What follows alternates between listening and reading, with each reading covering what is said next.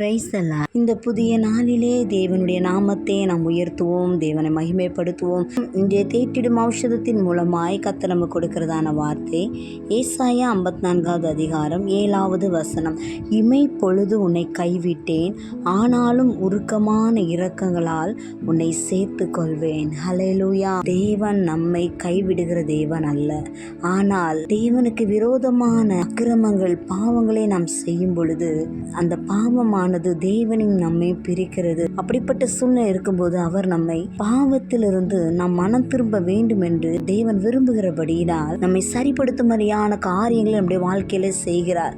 அது நம்மை அழிப்பதற்கு அல்ல, நம்மை மறுபடியும் மனம் திரும்பி தேவனுக்காக நாம் வாழ வேண்டும் என்பதற்காக மட்டும்தான். நம்முடைய வாழ்க்கையிலே உருக்கமான இரக்கங்களால் அவர் நம்மை சேர்த்துக் கொள்வேன் என்று சொல்லுகிறார். அவர் நம்மை கைவிடாமல் நம்மேல் அவர் கிருபையாய் இருக்கிறார் என்பதை உணர்ந்து மனம் திரும்புவோம்.